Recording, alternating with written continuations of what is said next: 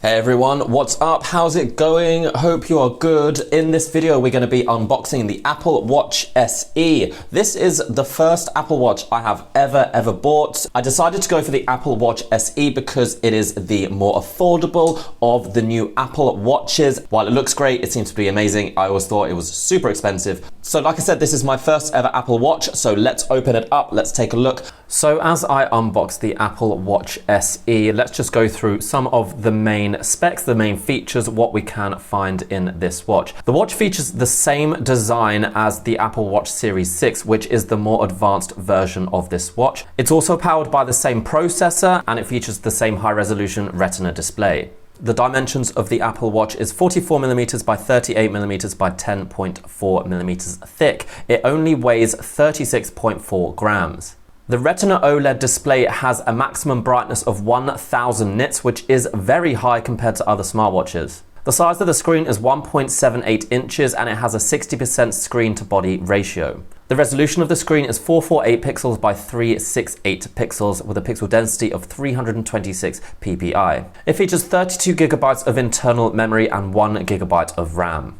For tracking health and fitness, it features an accelerometer, a gyroscope, a second generation heart rate sensor, a barometer, an altimeter, and a compass. It also features a speaker and a microphone. You have the option of getting a wireless version or a version that can connect to LTE mobile internet. It also features internal GPS and NFC. Okay guys, so I've been wearing the Apple Watch SE for a couple of hours now. I thought I would just have a proper go with it because this is a slightly more advanced smartwatch than I am used to. I'm used to kind of having these cheaper smartwatches that are slightly more basic with less features. This is really my first full smartwatch experience, especially with an Apple product. So I'm excited to see if it's actually worth it, if it's worth the hype, if it's worth the extra money. So the difference between the Apple Watch SE and the full Apple Watch Series 6, which is both of them are the newest smartwatches from Apple. The Series 6 has a SpO2 tracker and a ECG app, so it can monitor that side of your health. It's more advanced health monitoring. But for me, both of those things are a little bit gimmicky in my opinion, particularly the ECG app. I don't really think anyone, or basically most people who are fit and healthy, are not going to need to take an ECG from their smartwatch every day. So I really don't personally see the point in that, or I'm certainly not going to miss it, and I'm certainly not going to spend more money just to have that. The SpO2 tracker is probably slightly more useful. It can monitor your blood oxygen saturation level, which can indicate the health of your lungs and how healthy you are in general. But again, this can be a little bit gimmicky. It depends how accurate it is. It depends how often it takes the reading.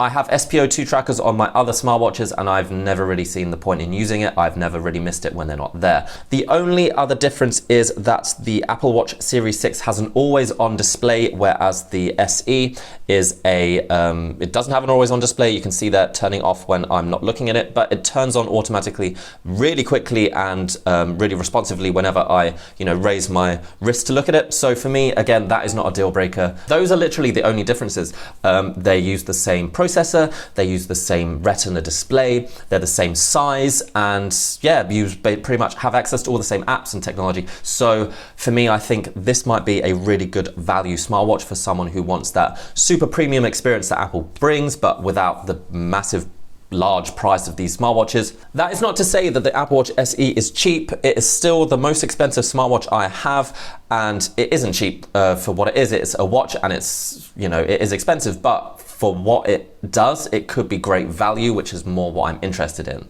So my first impressions of the watch are really quite good. I mean, it is definitely the best looking smartwatch I've ever had. It is just really sleek, stylish. The metal silver, I got the silver version. It just looks so good. The display is so bright and super responsive, very sharp. It's the Retina display, which I believe is just AMOLED. I think it's just an AMOLED display, but they have their own little buzzwords, don't they? Apple like to invent their own little things. Like I said, I'm used to these watches that have everything pre-built in, that don't have access to app stores, but obviously this has access to Apple's app store. So I will have to see if it's actually worth it, if there's actually any useful apps there, and all these other features that come with the watch. I mean, it's got the voice assistant and I've been trying it out. Let's have a look and see. So just press this button, open the weather app. I'm not sure I understand. All right, chill out.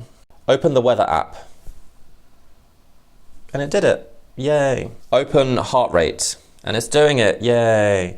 So yeah, this has a 24/7 heart rate monitor, which is basically what it's going to be mostly used for, to monitor your health and fitness. And it has the accelerometer, so it can measure your steps. It has an internal GPS, can measure your distance, speed, and where you're going, your location, all that kind of stuff. So that is basically what I'm trying to do. I'm trying to see if this more expensive but still seemingly good value Apple Watch is it worth spending the extra money compared to these cheaper smartwatches that I have from Amazfit and Huawei that kind of try and copy the Apple Watch but are just a lot cheaper. Then again, all of these watches still have heart rate monitors, still have, some of them have SpO2 trackers, you know, many of the same health and fitness tracking features, but they don't have all the other stuff like an app store or the really bright clear screen and that kind of premium quality build you get from Apple. So that is what I'm trying to work out. So if you're interested in finding out, stay tuned, because I will be doing some comparisons and seeing if the Apple Watch is actually worth spending that extra bit of money.